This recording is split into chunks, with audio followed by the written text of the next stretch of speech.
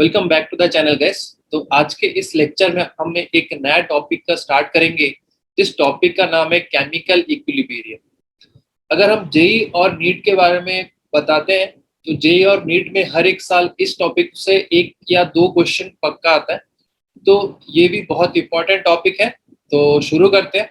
तो इस लेक्चर में हम लोग देखेंगे कि केमिकल इक्विलिब्रियम क्या होता है, उसके बारे में हम लोग थोड़ा इंट्रोडक्शन और नेचर में कौन कौन से इक्विलिब्रियम पॉसिबल है उसके बारे में हम लोग थोड़ा देखेंगे। फिर हम लोग डिस्कस करेंगे कि टाइप ऑफ केमिकल इक्विलिब्रियम कितना होता है, कितने टाइप्स ऑफ नेचर में जो एग्जिस्ट करते हैं इक्विलिब्रियम वो कितने टाइप्स के होते हैं। अब देखो यहाँ पे एक छोटा भीम है जो आपको दिख रहा है। ये जो छोटा भीम है ये एक सर्कल, ये एक स्फीयर के ऊपर अपने आप को बैलेंस किया हुआ।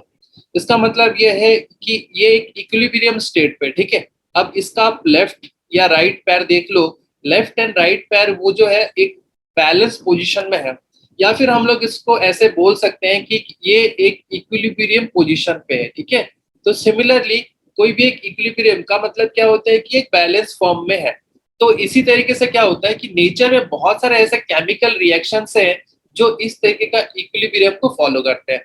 तो इस लेक्चर को शुरू करते हैं। So let's get started. So guys, हम लोग आ चुके हैं हमारे नेक्स्ट स्लाइड पे, जहाँ पे कि हमें डिस्कस करना है कि केमिकल इक्विलिब्रियम का जो इंट्रोडक्शन पार्ट है। अब एक एक पॉइंट हम लोग इसको देख लेते हैं।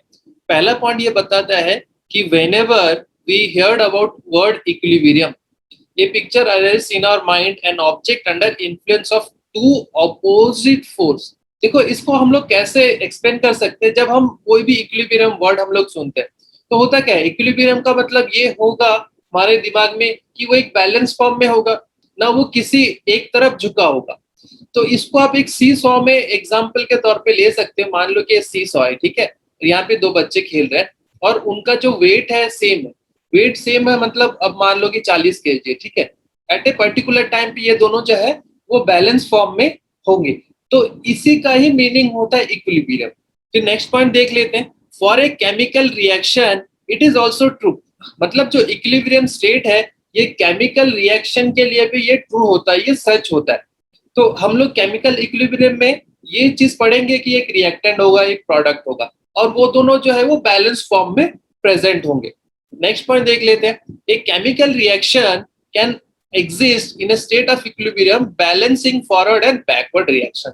अब ये फॉरवर्ड रिएक्शन है क्या, बैकवर्ड रिएक्शन है क्या? देखो कोई भी अगर हम केमिकल रिएक्शन की बात करते हैं तो केमिकल रिएक्शन में ऑब्वियसली बात है एक रिएक्टेंट होगा। तो यहाँ पे क्या होगा, रिएक्टेंट जो है वो प्रोडक्ट बनाएगा, राइट। अब मैं इसको ऐसे सिंबलिक फॉर्म में दे दिया। अब यहाँ पे क्या होगा कि अगर ये केमिकल रिएक्शन इक्विलिब्रियम पे है तो क्या होगा, ये जो प्रोडक्ट है ना ये फिर से अपने रिएक्टेंट में कन्वर्ट होने का जो पॉसिबिलिटी है वो रखता है।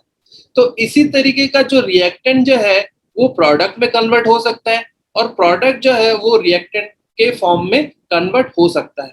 ये जो balance form of chemical reaction आपको दिख रहा है ना, तो इसी को ही हम लोग कहते हैं कि केमिकल इक्विलिब्रियम, राइट। अब ये फॉरवर्ड का मतलब क्या है, देखो यहाँ पे लेफ्ट टू राइट जब जाता है तो इसको हम लोग कहते हैं फॉरवर्ड, एंड बैकवर्ड मतलब राइट टू लेफ्ट जब आता है इसको कहते हैं backward direction of the reaction.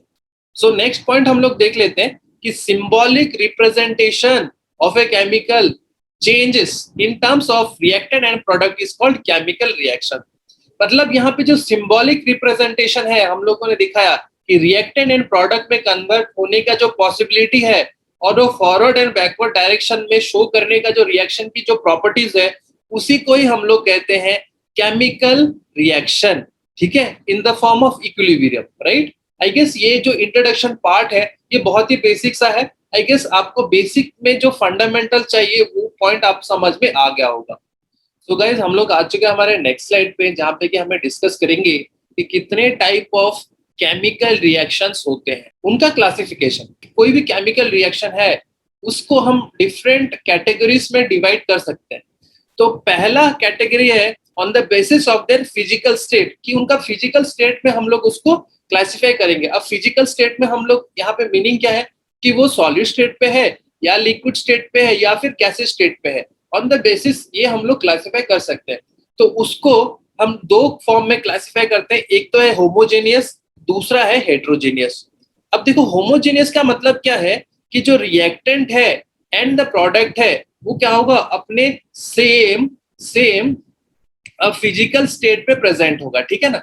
अब फिजिकल स्टेट का मतलब वही है कि सॉलिड, लिक्विड एंड गैस पे all the reactant and product are in same phase. Same phase का मतलब क्या है, या फिर वो लिक्विड स्टेट पे होगा, या फिर वो गैसेस स्टेट पे होगा, या फिर वो सॉलिड स्टेट पे ही प्रेजेंट होगा।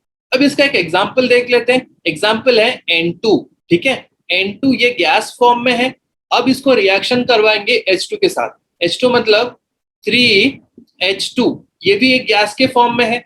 अब ये प्रोडक्ट बनाएगा अमोनिया गैस। अमोनिया गैस का फॉर्मूला क्या है, 2NH3, ये भी एक गैस के फॉर्म में है। तो देखो यहाँ पे जो रिएक्टेंट है और जो प्रोडक्ट है वो सेम गैस फेज में है। तो इसी के लिए इस टाइप ऑफ केमिकल रिएक्शन को हम लोग बोलेंगे होमोजेनियस। होमोजेनियस का मतलब होता है सेम फेज, ठीक है। तो नेक्स्ट पॉइंट हम लोग डिस्कस कर लेते हैं, हेट्रोजेनियस। अब हेट्रोजेनियस का मतलब क्या है, हेट्रो मतलब होता है डिफरेंट।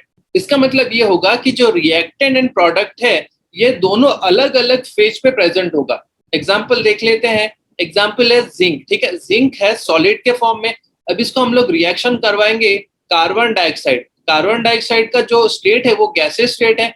फिर ये इक्विलिब्रियम सिंबल है। फिर उसके बाद ये प्रोडक्ट देगा जिंक ऑक्साइड। जिंक ऑक्साइड जो है वो सॉलिड स्टेट पे प्रेजेंट है, प्लस कार्बन मोनोऑक्साइड जो कि एक गैसियस स्टेट पे प्रेजेंट। क्लियरली हम लोग यहाँ पे देख सकते हैं जो रिएक्टेंट है और जो प्रोडक्ट है उनका जो स्टेट है वो डिफरेंट स्टेट है, ठीक है। 2 और मोर स्टेट या फेज पे वो प्रेजेंट है। सो गाइज हम लोग आ चुके हैं हमारे नेक्स्ट स्लाइड पे, जहां पे कि हमें सेकेंड पॉइंट को डिस्कस करना है, on the basis of direction. अब डायरेक्शन का मतलब क्या है कि वही फॉरवर्ड डायरेक्शन में जा रहा है या फिर बैकवर्ड डायरेक्शन में जा रहा है। तो हम लोग यहाँ पे फर्स्ट पॉइंट डिस्कस करते हैं कि ऐसे केमिकल रिएक्शन जो कि रिवर्सिबल रिएक्शन है, ठीक है। रिवर्सिबल का मतलब ये होता है कि यहाँ फॉरवर्ड डायरेक्शन में भी प्रेजेंट होगा as well as backward direction पे भी प्रेजेंट होगा। सेकेंड पॉइंट यहाँ पे देखो, यहाँ जो कि इरिवर्सिबल रिएक्शंस होते हैं। इरिवर्सिबल रिएक्शन का मतलब ये होता है कि जो प्रोडक्ट है वो रिएक्टेंट पे कन्वर्ट हो नहीं सकता। तो इसके डिफरेंट सब पॉइंट्स हम लोग देख लेते हैं। पहला सब पॉइंट फ्रॉम रिवर्सिबल रिएक्शन, देखो क्या बोलता है ये कि chemical reaction in which product can be converted back to the reactant. मतलब प्रोडक्ट जो है वो रिएक्टेंट में कन्वर्ट हो सकता है। हम लोग यहाँ पे एग्जांपल लेंगे H2, ठीक है। H2 प्लस I2, ठीक है। अब यहाँ पे जो सिंबल ये मैंने यहाँ पे रिप्रेजेंट किया ये रिवर्सिबल रिएक्शन का सिंबल होता है। अब ये प्रोडक्ट देगा 2HI, ओके। अब यहाँ पे देखो मैंने आपको बताया था ऊपर वाला जो है ये फॉरवर्ड रिएक्शन है।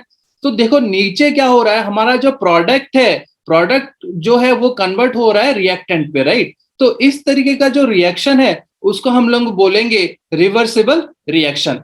सिमिलरली अगर हम इरिवर्सिबल सेम पॉइंट की बात करते हैं तो chemical reaction in which product can not convert back to the reactant. अब इसका एग्जांपल लेते हैं जिंक। जिंक अगर सल्फ्यूरिक एसिड के साथ रिएक्शन होगा तो वो एक सिंगल डायरेक्शन रिएक्शन देगा और यहाँ पे कन्वर्ट होगा ZnSO4 प्लस H2, राइट। अब देखो यहाँ पे मैंने ये सिंबल यूज किया। अब इसका मतलब क्या होता है कि यहाँ पे जो प्रोडक्ट है वो कन्वर्ट नहीं हो सकता रिएक्टेंट में, ठीक है। तो इसी के लिए ये सिंगल डायरेक्शन रिएक्शन होता है।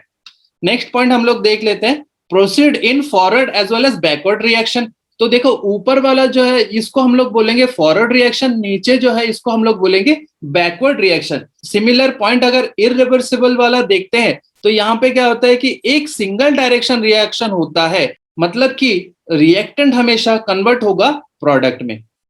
फिर नेक्स्ट पॉइंट देख लेते हैं, दिस अटेन इक्विलिब्रियम। इक्विलिब्रियम का मतलब ऑलरेडी हमने देख चुके हैं कि रिएक्टेंट एंड प्रोडक्ट में देखो हमेशा यहाँ पे क्या होगा, एक इक्विलिब्रियम स्टेट प्रेजेंट होगा। इक्विलिब्रियम का मतलब ये होता है कि इस तरीके से एक इक्विलिब्रियम स्टेट पे रिएक्टेंट एंड प्रोडक्ट जो है वो बैलेंस फॉर्म में प्रेजेंट होंगे। अगर हम सेम पॉइंट इरिवर्सिबल रिएक्शन की बात करते हैं तो वहां पे क्या होता है कि यहाँ पे this does not attain equilibrium. Equilibrium यहाँ पे होगा ही नहीं, राइट। नेक्स्ट पॉइंट देख लेते हैं, reaction never completely converted into the product. मतलब कि अगर हम रिएक्शन को स्टार्ट किए, अब यहाँ पे जो रिएक्शन है उसको हम लोग ऐसा नहीं बोल सकते कि ये कंप्लीटली 100% जो है वो प्रोडक्ट में कन्वर्ट हो जाएगा। वेरएज अगर हम इरिवर्सिबल रिएक्शन की बात करते हैं, यहाँ पे क्या होगा, जो रिएक्टेंट है वो completely converted to the product में हो जाएगा। मतलब कि पॉसिबिलिटी ये है कि जितने सारे के सारे हमने रिएक्टेंट लिया वो सारे के सारे जो है वो प्रोडक्ट में कन्वर्ट हो गए होंगे। सो आई गेस यहाँ तक आपको समझ में आ गया होगा। सो गाइस हम लोग आ चुके हैं हमारे नेक्स्ट स्लाइड पे, जहाँ पे कि हमें डिस्कस करना है कि third point on the basis of speed. अब देखो नेचर में कुछ ऐसे रिएक्शंस होते हैं जो तुरंत रिएक्टेंट जो है वो प्रोडक्ट में कन्वर्ट होता है, और कुछ ऐसे रिएक्शन जो है वो बहुत स्लोली कन्वर्ट होता है। ठीक है, तो उसी क्लासिफिकेशन को बेस करके एक केमिकल रिएक्शन को हम लोग एक फास्ट रिएक्शन और एक स्लो रिएक्शन में डिवाइड करते हैं। अब ये फास्ट रिएक्शन है क्या, this reaction ionic in nature. ठीक है, अब इसका एग्जांपल हम लोग देख लेते हैं। मान लो कि बहुत ही अच्छा सा एग्जांपल है hydrochloric acid plus base, base में NaOH। ठीक है, अगर एक एसिड और बेस का रिएक्शन होता है तो ये क्या देगा, एक सॉल्ट देगा जो कि NaCl है, प्लस ये पानी देगा H2O। अब ये जो रिएक्शन है ये बहुत ही फास्ट होता है। जैसे आपने HCl जो है वो बेस में डाला, तुरंत वो NaCl और वाटर में कन्वर्ट हो जाता है। तो इसी तरीके के रिएक्शन को हम लोग बोलते हैं फास्ट रिएक्शन। नेक्स्ट देखते हैं स्लो रिएक्शन। स्लो रिएक्शन में आपका आएगा H2 plus I2 that will give 2HI। अब इसका मतलब क्या है कि जैसे हमने हाइड्रोजन और आयोडीन का रिएक्शन किया तो ये क्या होता है, it will take some time, कुछ एक मान लीजिए 2 मिनट 3 मिनट या 5 मिनट का टाइम के बाद आपको एक इक्विलिब्रियम स्टेट दिखेगा HI और H2 I2 में। तो इसी तरीके का रिएक्शन को हम लोग बोलेंगे स्लो रिएक्शन। सो गाइस हम लोग आ चुके हैं हमारे नेक्स्ट स्लाइड पे, जहाँ पे कि हमें क्लासिफाई करना है केमिकल रिएक्शन को on the basis of heat. ठीक है, कि हीट ये रिमूव हुआ या हीट ये एब्जॉर्ब हुआ किसी भी एक केमिकल रिएक्शन में।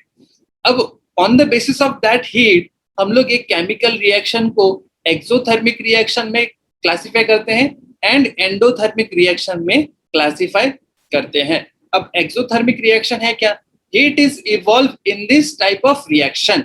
इसका मतलब क्या है कि अगर कोई भी रिएक्शन आप ले लो, ठीक है, रिएक्टेंट जो है वो कन्वर्ट हुआ प्रोडक्ट में, हीट जो है वो इवॉल्व होगा। इवॉल्व होगा मतलब इस केमिकल रिएक्शन से एनर्जी जो है वो रिलीज होगा। तो इसको हम लोग देखो प्लस x किलो जूल पर मोल। ठीक है, x किलो जूल पर मोल का मतलब क्या है कि यहाँ पे कुछ अमाउंट ऑफ एनर्जी जो है वो रिलीज हुआ, वो एटमॉस्फेयर में वो चला गया, राइट। फिर उसके बाद देखते हैं एंडोथर्मिक रिएक्शन। अब एंडोथर्मिक रिएक्शन में क्या होगा, इसका उल्टा होगा, heat is absorb in this type of chemical reaction. अब देखो यहाँ पे क्या होगा कि रिएक्टेंट जब प्रोडक्ट में कन्वर्ट होगा तो यहाँ पे हीट जो है वो एब्सॉर्ब होगा। इसका मतलब ये है कि यहाँ पे जो Q है, Q या फिर आप जो एनर्जी जो है वो आपको एब्सॉर्ब करना पड़ेगा। तो इन दैट वे यहाँ पे x किलो जूल पर मोल के फॉर्म में हम लोग यहाँ पे लिखेंगे। जो एनर्जी है उसको x किलो जूल पर मोल हम लोग यहाँ पे लिखेंगे। अब देखो कोई भी एक्सोथर्मिक रिएक्शन होता है ना, एक्सोथर्मिक रिएक्शन में हम लोग एक एंथैल्पी डेल एच के फॉर्म में हम लोग इसको रिप्रेजेंट करते हैं। ठीक है ना, डेल एच इज एंथैल्पी। ठीक है, तो एंथैल्पी में क्या होता है कि कोई भी एक एक्सोथर्मिक रिएक्शन है उस केस में डेल एच जो है वो होता है negative. Enthalpy in exothermic reaction is negative और enthalpy in endothermic reaction is positive. ठीक है, अब यहाँ पे ये एक डिफरेंस हो गया। और एक डिफरेंस ये है कि एक्सोथर्मिक रिएक्शन में हीट जो है वो इवॉल्व होता है, वो रिलीज होता है, वेयरएज एंडोथर्मिक रिएक्शन में हीट जो है वो एब्सॉर्ब होता है। ये बहुत ही इंपॉर्टेंट पॉइंट है। ठीक है, तो इस पॉइंट को आप बेसिक कॉन्सेप्ट की तरफ से आप नोट कर लीजिए। सो आई गेस यहाँ तक आपको समझ में आ गया होगा। तो मिलते हैं नेक्स्ट लेक्चर में। Till then thank you guys.